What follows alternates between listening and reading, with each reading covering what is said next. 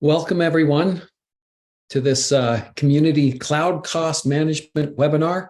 And we're going to talk about the top insights for FinOps teams and as part of our overall asset management. By the way, my name is Adam Smith-Cairns. I'm a senior product and solution marketing manager here at ServiceNow. If you can as we get started, obviously there are some things that we might talk about that are forthcoming. And so we want to make sure that you have this in mind, that there's a safe harbor notice and that don't make any decisions or buying decisions based on what we're talking about today. There are some meetups that we're going to have, some future webinars and other things. And if you want to zap that QR code, then you'll get some of that information. And please join us for other meetups. It should be a good time talking about FinOps and other things related to cloud cost management and other aspects of asset management. And just as a few housekeeping tips here, we've saved time at the end for the Q&A. And if you do have questions during the session, please put it in the Q&A instead of the chat. We'll monitor both, but we prefer the Q&A because then it can go out as part of the transcript to you when we send it out. The presentation is being recorded, and after the event, we will have a short survey. So we hope you'll participate in that so we know what we can do better. And what we did well, celebrate that as well. And finally, as we get into this, let's talk about the agenda. We'll have introductions, which we've kind of had already. We'll talk a little bit about the cloud uncertainty and what's going on in the market, as well as cloud cost management overview. So this product has had a name change, and it's being there's a lot of announcements around it, and so we'll go over some of those things. Then we'll have a product demonstration of some of the new features and capabilities, and we'll look at it as it sits on the ServiceNow platform, and then we'll wrap up with some Q&A and some conclusions at that point. And with that, I'll turn it over to Abhi Roy, who will take us through the next section of the webinar. Thank you, Adam, for that intro. And hello, everyone. Nice to meet you. My name is Abhi Roy, and I am the Senior Outbound Product Manager for our Cloud Cost Management product. And with that, I will kick off some three big key announcements. The first big announcement is that we are changing the name of our FinOps tool. Previously, it was called Cloud Insights. Now it is called Cloud Cost Management. We made this change because we felt that it was far more descriptive of what our product actually does. It not only provides insights, but also a lot of actionable insights and a lot of opportunities for recommendations and optimizing cloud spend. And we wanted to just accurately reflect what the product has to offer in totality.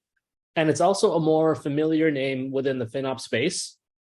We wanted to keep it more in line with our other asset management offerings like software asset management and hardware asset management and enterprise asset management. The second key announcement is that we are having new licensing for our product. So previously, Cloud Insights, you could only get it through SAM Enterprise. And now for Cloud Cost Management, you can get it also as part of Software Asset Management Enterprise, SAM Enterprise, but you can also get it as a standalone SKU called the Cloud Cost Management Professional. And the third key announcement is that we have a bunch of notable capabilities. We have completely overhauled the UI and interface of our FinOps tool, Cloud Cost Management, which will be demoed to you, and we're very excited to do that demo. We've added like a brand new workspace, and we've added optimizations for storage and database, as well as a new alert center. And all of these are just part of a long tradition of continuously innovating and growing this product. And with that, I wanted to just set a little bit of context around cloud spend and say that a lot of times when we talk about cloud, we talk about the growth of cloud spend. But what we're seeing, and this is something that really was something that we were thinking about when we were designing this, is not looking just at the trajectory of total growth, but also looking at the uncertainty and waste around cloud spend, particularly with companies shifting more towards a variable cost model. It can cause a lot of unpredictability and a lot of challenges that come with that uncertainty and unpredictability. We can see here that for some real world examples, Pinterest had to pay $20 million more than they expected during the holiday season because of unpredictability around AWS services. And then here we can see that this startup almost went bankrupt because of uncontrollable and uncertainty and unpredictability around their cloud spend. And why is cloud spend wasted? There are a variety of reasons. The first two options listed here account for a huge chunk of it. Oversized assets. We can see here that on average, 40% of workloads are oversized, but unused assets are a huge portion of this too. 30% of cloud subscriptions are either underutilized or unused. And with all of these things, manual corrections are slow or they stall a lot of these corrective actions. And then along with that, there's often a lack of cost visibility and accountability, and also not using the full breadth of the committed discounts like the reserved compute and savings plans. They're often used improperly.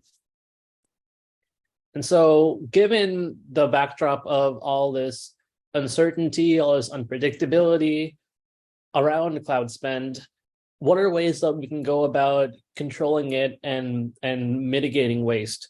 So the first is creating a sense of accountability. And the key part of this is just tying the cloud spend with business value, showing who is spending and how much. This ties back into show back and charge back, and also predicting and planning better for the future. The second way is optimizing assets. And so this includes resizing or remove based on usage, and then migrating to newer resource types. And then the third is just automating and collaborating. And so this includes like automating as many optimization actions as possible, just to remove the negative effects of doing everything manually, making it easy to collaborate and keep on audit, and also share as much information as possible with various stakeholders and teams to make these recommendation actions easy. And that is exactly what our cloud cost management tool does. It's a very powerful way to both visualize as well as optimize cloud spend. And then, as mentioned, in terms of licensing, this is available both as part of Software Asset Management Enterprise, but also as Cloud Cost Management standalone SKU. And some of the major use cases, including Identify, where you can identify and automate assignment of cloud resources with policies and account ownership. There's robust reporting where you take the billing and report it and break down cloud spend across CMDB as well as other cloud attributes. You have a powerful optimization engine, and you can optimize cloud spend with system-driven recommendations. And you can automate these optimization tasks using IT workflows and ServiceNow change control. And very powerfully, you can track recommendations and approvals with the change control. Now, I talked about that, but what I'm really excited to do is actually show you the product, do a full end-to-end demo. First, we will start with the user experience, taking into account the pains and journey of using this product and how that solves the pain points of a FinOps persona. Then we'll be going into the added optimizations in our product. And then we will end with taking a look at the guided setup portion and how easy it is to get that time to value in our cloud cost management tool. And with that, I will share my screen.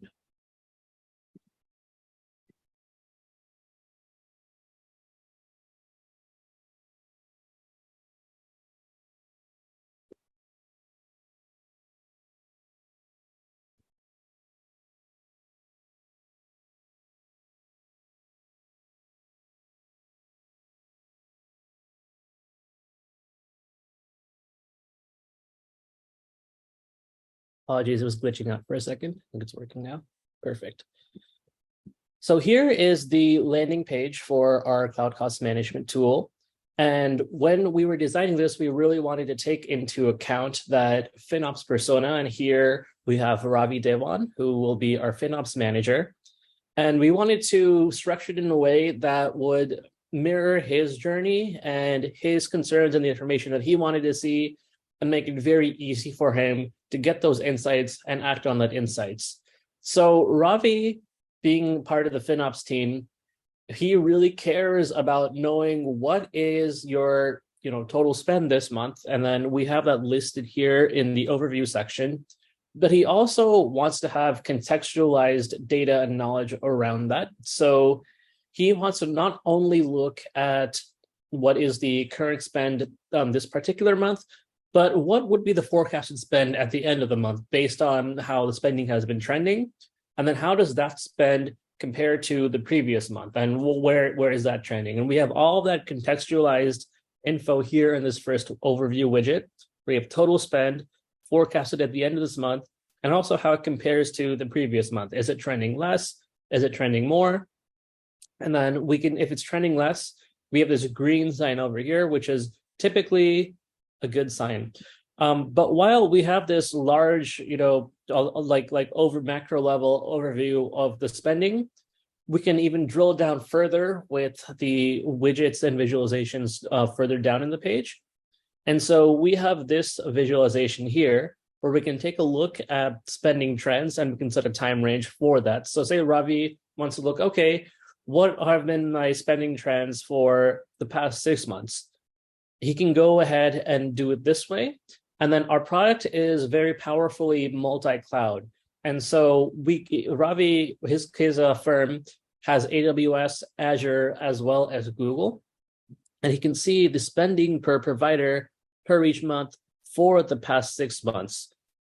Now, say that Ravi not only wants to look at spending in totality, not only at what the providers are spending, but also the specific products that he's purchased from these providers.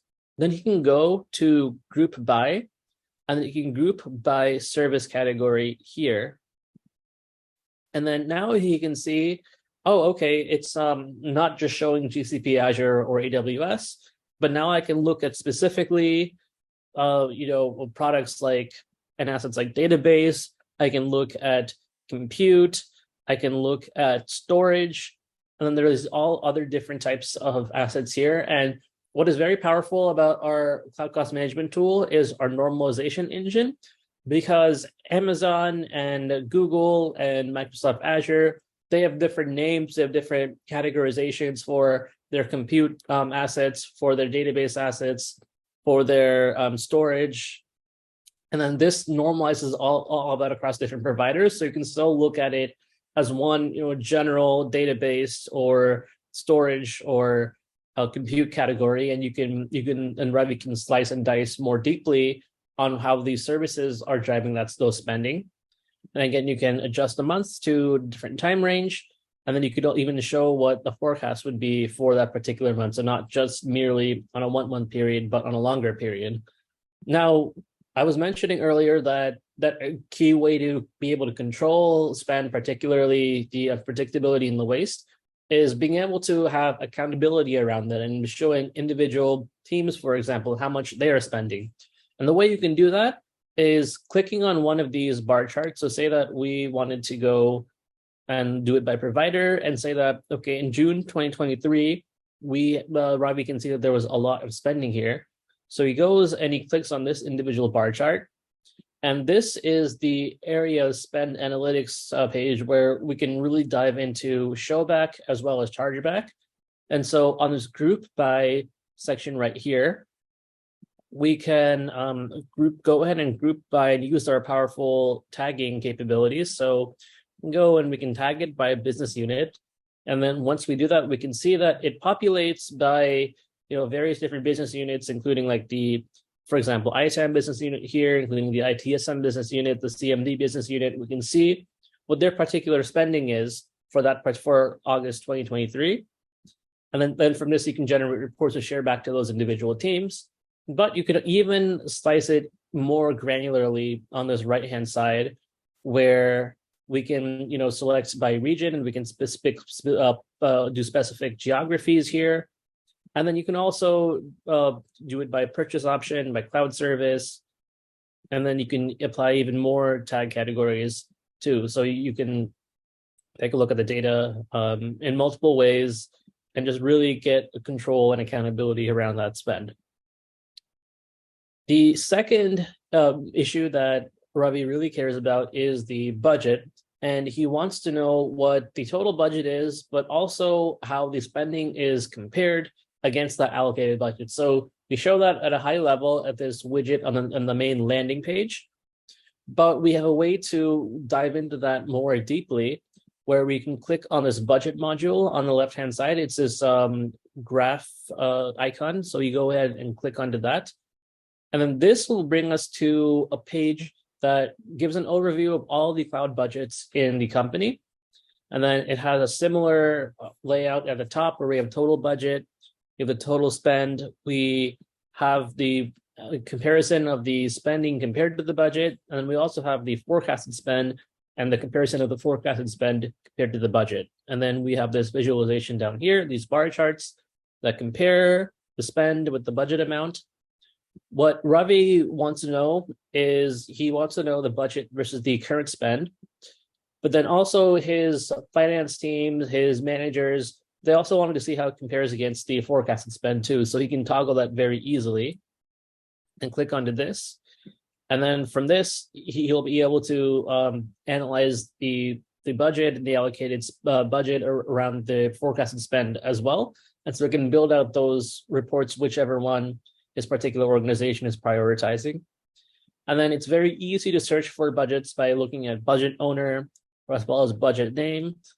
And say Ravi wants to look more at individual budgets, he can then click onto this tab right next to overview, and you can go into all budgets.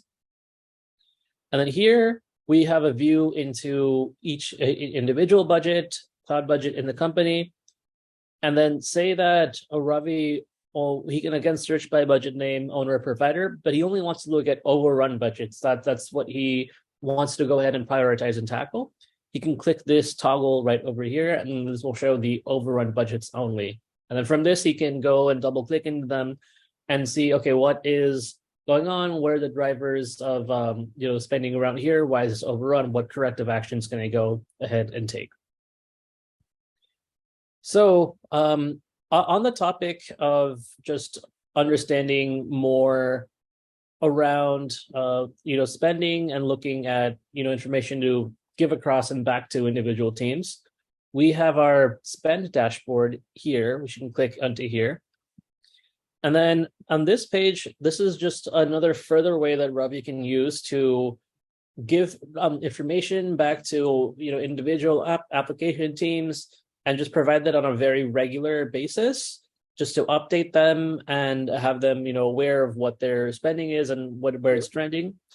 And so we have this page at the this chart at the beginning called daily spend by service category. And the intention with this is for Ravi and whoever his FinOps team members to be able to identify anomalies to see, are there any unexpected spikes? Somebody can see that there are 2 spikes around here that are very high, and then being able to notice that's when it's occurred, and then being able to investigate further what was driving those spikes. Were there any unexpected events? Were there any things that we should particularly account for? And so this is very useful in that aspect. And this, again, it tracks it by daily spend by the various service categories like compute and database and network and storage. And then we can also, slice and dice the spending more specifically per cost center, per business application, per purchase option, as well as spend per region.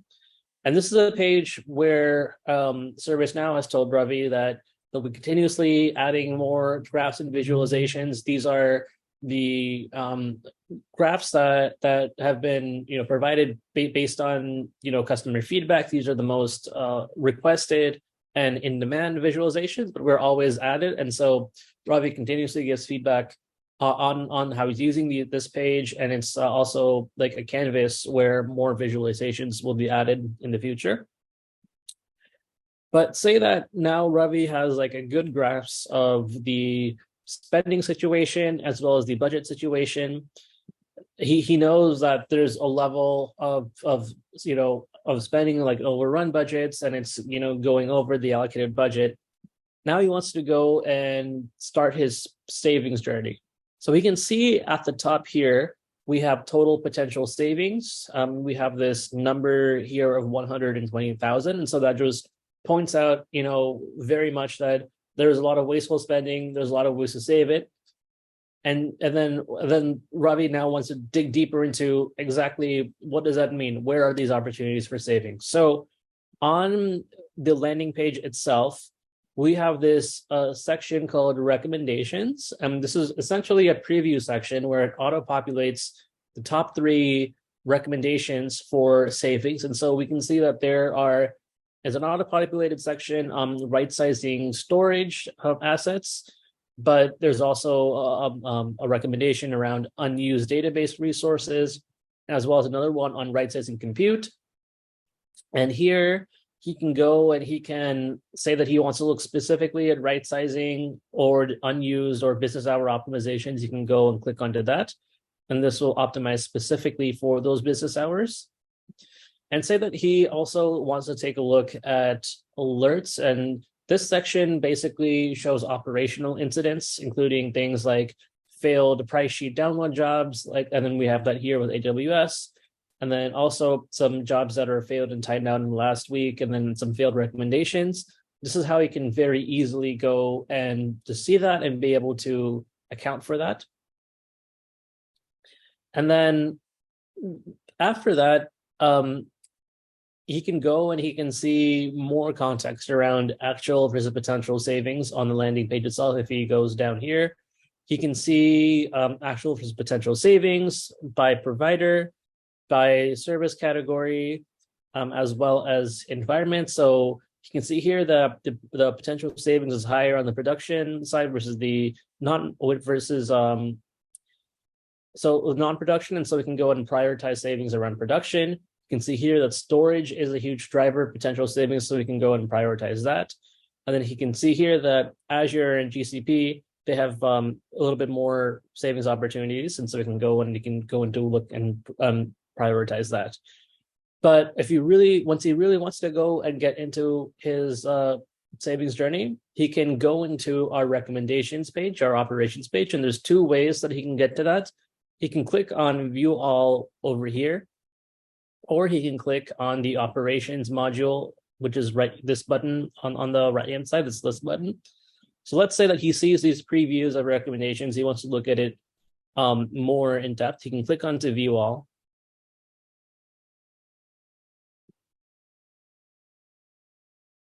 And then this will take him to the recommendations or review landing page. And on this page, this provides more context around those potential savings. Remember that $120,000 amount on the main page? So here it shows where those potential savings are coming from.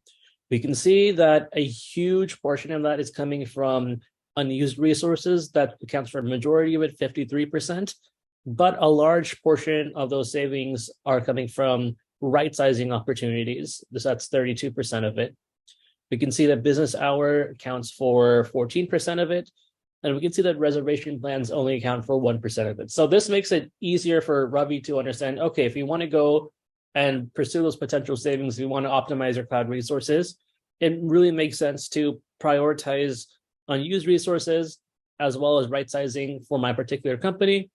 And then business hours can be third, but these reservation plans, they're not particularly a priority because they're only 1% of the potential savings. And then say that Ravi has already gone and he's done some savings before and he's already been on his savings journey. They can track the progress of his particular scheduled jobs and in particular actions and tasks on this chart right next to it. So this will showcase, for example, if he's had any failed jobs, if he's had any pending jobs, if he's had any rejected jobs. This is very important for him because say that he already put in a request to right-size a resource or do an unused resource allocation, then he can see, okay, was this request rejected for any way? Is it pending? Did it fail? If it was rejected, then why? Can I look at the, tracking of that request? Who was the person who rejected it? Why was it rejected? Who I need to follow up to? And so this provides a way to track those recommendations to review in a very easy way to see for Ravi. But let's say that now he wants to look specifically at, one of these recommendation types to see that right sizing is 32% of it. He can easily navigate to that by going to this list here on the left-hand side, and he can go ahead and click onto right sizing itself. And then on this right sizing page, we have similar visualizations where it shows how much of the potential savings are in each service category. And so here we're listing the service categories of database, of storage, and compute.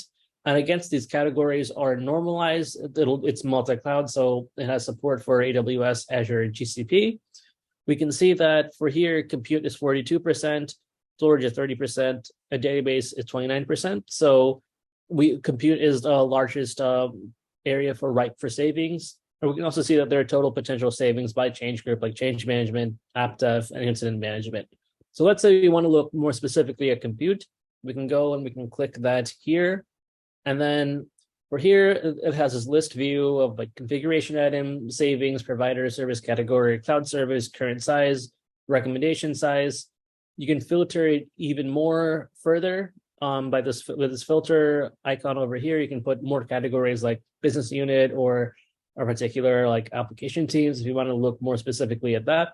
And you can also schedule these optimization jobs from this page, but also from here as well. So say that you see this and you want to go and, right size some compute resources. You can go here, you can see some new recommendations, and then you can go and click on these configuration items, and then you can click on schedule to schedule that job. Here you can schedule that job. You can add to a job, just add the name, you put in the date and time, and then you can do Ravi can do the approval type in either manual or auto approval. And what Ravi is seeing is that initially a lot of customers, a lot of his particular teams that he's been working with, they started out as a manual approve, but then as they got eventual more buy-in into the system, then he shifted more into auto approval, where he would just put in the recommendation and the optimization here in the cloud cost management, and then it would automate the workflow to right size that particular resource. And then here again, this is a way that Ravi can track, his particular recommendations and jobs, where he can look into scheduled jobs, he can look into completed ones, declined ones, failed, and excluded. So he can very easily just track the progress once he's gone on his journey and see where that's at. And then if Ravi wants to go and take a look at unused resources, because again, this was the majority of the potential savings, he can click very easily on this tab here. Very similar UI where there's total potential savings by service category, storage, database, and compute. Similar graph here, a similar way to schedule jobs and be able to track them right here. And then through this, Ravi goes ahead through his right sizing and optimization journey, where he looks at right sizing and looks at unused resources. And then after that, he goes into business hours, and then again, very similar UI around that. And the one other thing that I wanted to show is, say that Ravi wants to leverage the ability of tagging the system to make it easier just to track spending by a particular team, or be able to, once he's looking at, compute and database in terms of business hours or right sizing, if he wants to specifically apply those tags to go in and optimize, resources per particular cost center or business unit, he can very powerfully go that by going into the cost usage tags and going into this tag category section. And so our cloud cost management tool, it is powerful in that it comes with and auto-populates a lot of very common tags that customers can go and use into slicing and dicing data for like showback and chargeback. And then Ravi can see that, a lot of these tags are already into the system, but say that he has some custom tags, or he has other ways of labeling things, and he wants those tags to map into what have been generated in the system. He can go into a tag category called business unit, and he can put in various different, tag names here, like BU, or whatever names that he's doing, so that when those that data comes in and it comes into the system, then those will automatically and powerfully be associated with this business unit tag. And so you can look at all of that in a holistic view. So again, with all of this, Ravi has just a very powerful grasp over his spending. He's able to look at what those drivers of those spending are. He's able to then, take a look at the budget and take a look at how the spending is comparing against the allocated budget, both on a current spend method as well as the forecasted spend way. And then after that, he's able to look and pursue his potential savings journey, where he can take a look at these recommendations and then look more specifically at where those potential recommendations are coming from, what optimization type they are, like right-sizing resources or unused resources or business hours. And you can go and you can optimize cloud assets that way. The final thing that I wanted to showcase in this demo is the guided setup portion, which can be accessed by clicking on this admin icon over here. And then here, this is from the perspective of an admin who is setting up the product. And it is designed in a way to make it very easy to activate everything, to put in the information in a cloud cost management, to be able to get the time to value very quickly, so that this is a seamless process to set up and you can start using the tool very quickly from after purchasing it. And here it showcases at the very top the three major steps to set up. We have this first step, just activating the plugins.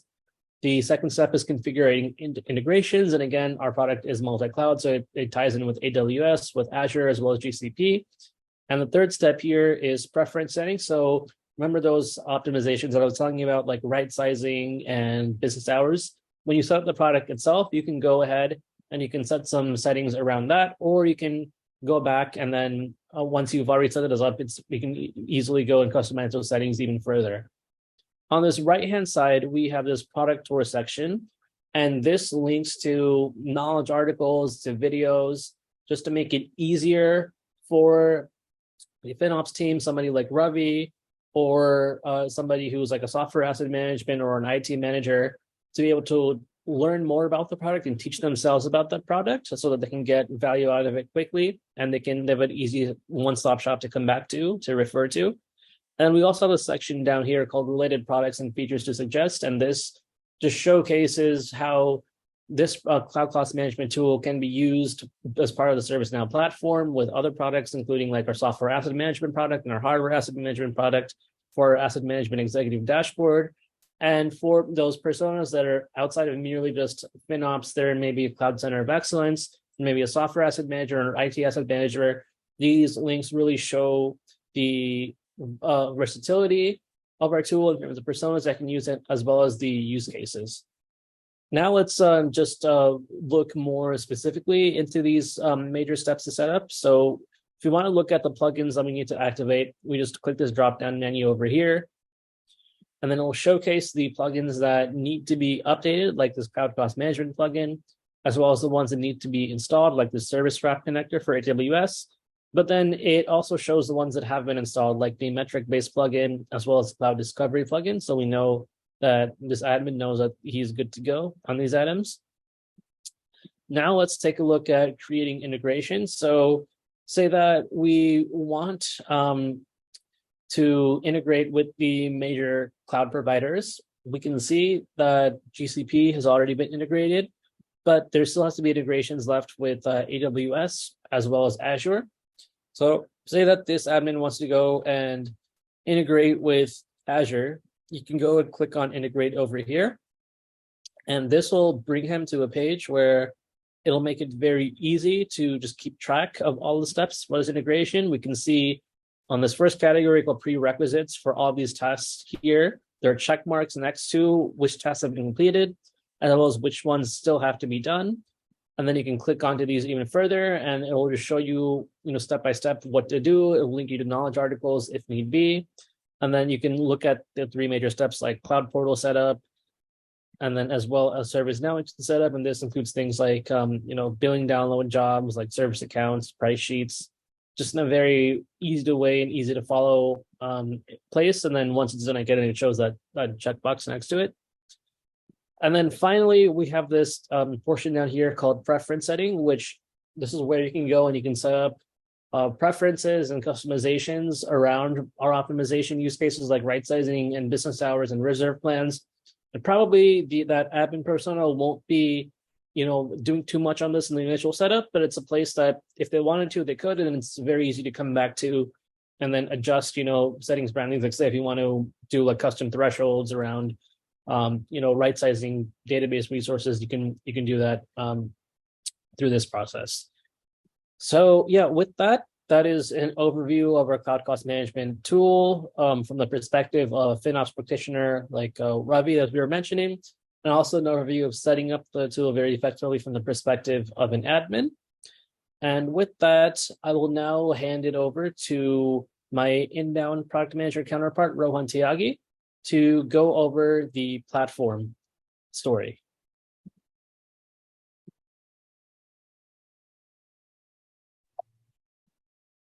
Thank you, Abhi. Thanks everyone for attending this session. So what you saw Abhi presenting was the problem space. What is the uncertainty in the cloud is what we are targeting with this solution in ServiceNow. I wanted to put some more focus on the unique advantage that you will realize with utilizing ServiceNow product in this cloud cost management space, and that is also one of the biggest pain points when it comes to FinOps, operationalizing FinOps or FinOps lifecycle. This data is coming from FinOps.org.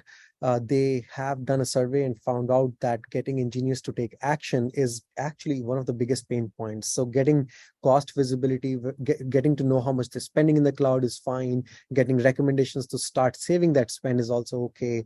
But when those recommendations just keep sitting and nobody's taking action on that, or getting someone or encouraging someone to take action on those recommendations to convert the potential savings into actual hard dollar savings becomes really challenging. And that's exactly what ServiceNow is positioned to do, because we are a platform of workflows. So if you go to the next slide, Nisha. So what you will notice, and Abhi also showed you, is our very tight integrations with DevOps change management. What DevOps change management brings to your organization is two key aspects. One, that we are enabling you to integrate with your existing DevOps pipelines, CI/CD pipelines.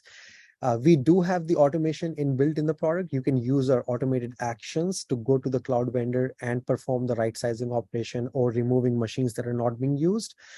Those are API driven. However, if you have your existing processes that are living in Azure DevOps or AWS DevOps, or any of the other tools that you have in this in the environment, you can integrate with them using our change management integration seamlessly. And when I say seamlessly, it is truly seamlessly. It is not a third-party type of integration that you need to build out.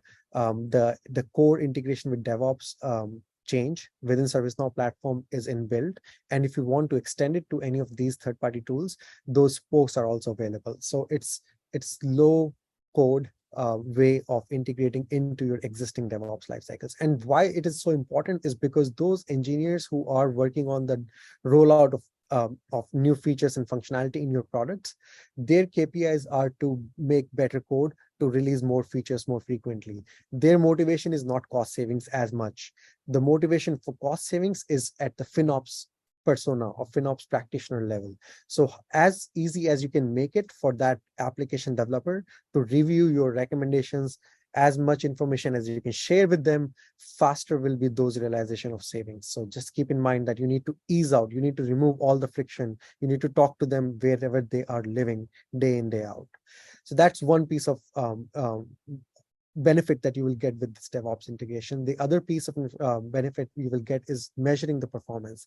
Be able to benchmark that at this point, when you started this journey, you were at this level, XYZ level, that maybe one recommendation getting approved, saving $100 per month was also a big task. But as you are maturing in your FinOps lifecycle, you're improving on those processes, and now you are able to automate the savings and you're able to save $10,000 per month or $100,000 per month, and which are those teams that are collaborating and that are working with you more effectively, which are the teams that are not able to collaborate with you, is all measurable. You know what are the friction points, why certain teams are not able to help you or not able to collaborate with you, and why what are the problems, whether it is a people problem, process problem, or tool problem.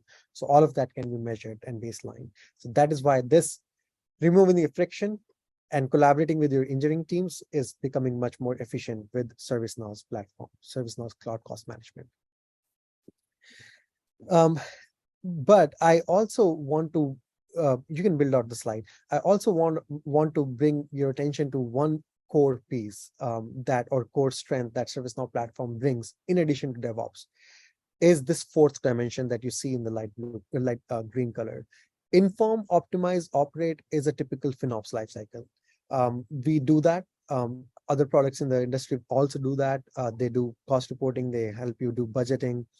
And in fact, if you have just one single cloud vendor in your company, you might find like these, if inform, optimize, operate are pretty basic things that any product does.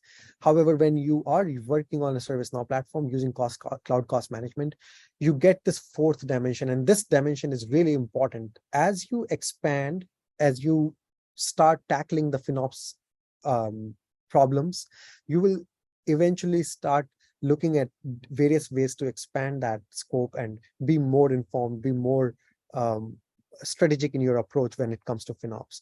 And some of the customers that are more mature in their FinOps journeys, they at an average use 4 different tools to manage the whole FinOps life cycle. So what I'm trying to say is that maybe at this point, when you are not so mature in your FinOps life cycle, it might not be that relevant. But as you start growing, as you start maturing in your FinOps journey, you will feel the need to better integrate with the rest of the IT landscape. For example, DevOps examples I just gave you. The other example are better together with IT asset management. If you were to answer certain questions that your executives are asking, how much are we spending in the overall cloud? How will you answer that? You can only answer that if you have the information about your SaaS subscription spend, and you have answers about your infrastructure and platform as a service spend, which is coming from cloud cost management. So you need to merge the data that is coming from software licenses, like subscription licenses, and also your infrastructure licenses, right? If we have certain features in the product that I can show you in a short while, that makes it much more important to be working better together with your IT asset management teams. I'll take another example. For let's say you are suggested to right size a machine and you're asked to move from a specific machine type to a different machine type, but that machine type might have security vulnerabilities that might bring risk to your environment. So if you are exposed with that, or if you are given that information upfront, you might not take the action of right sizing the machine. And rightly so.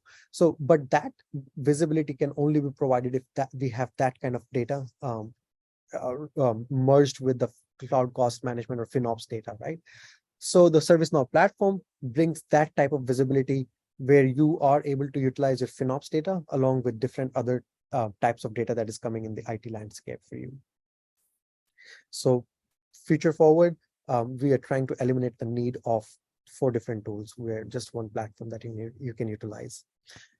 So I also wanted to focus on one more specific use case or specific function in the IT that will resonate better with you, and you will understand the need of a platform, right?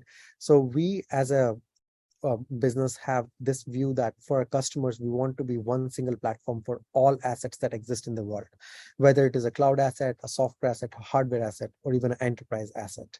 And that you will see in our product features moving forward. So on the next few slides, I'll talk to you some examples where you will see that there is a need to unify software asset management or IT asset management in general with FinOps data. And one example is Asset Executive Dashboard. So Asset Executive Dashboard is that place where customers can see their spend as it relates to software, hardware, and cloud all together in one place. So when your executives are having conversations, for example, how much I'm spending in Microsoft, they don't care about how much we're spending in SQL Server or how much we're spending in Visio or how much we're spending in different virtual machines in Azure environments. They want a consolidated view, right? And that is only possible if you have the software license data, if you have on-prem data, and you have cloud data all together. And this is the real strength of merging FinOps data with existing ITAM data. So what you're able to see is total spend across all these three landscapes, actual savings that you have been performing, whether it is by recycling your hardware assets or whether it is by reutilizing your surplus software licenses in the cloud, and other different use cases that we have in terms of the overall IT landscape. Another example of that is bring your own licenses. This is one of the optimization use cases that can only be uncovered if the system has information about your on-prem licenses. This is the example where you have surplus on-prem licenses, and they also have the flexibility to be utilized on the cloud resources as well. So we uncovered those opportunities for you. We check the licensing rules, and we check how you have licensed your cloud resources, and we let you know that you can remove the on-demand license from your cloud resources and utilize your on-prem licenses or existing investments on the cloud resources, so that you don't have to double license your environment.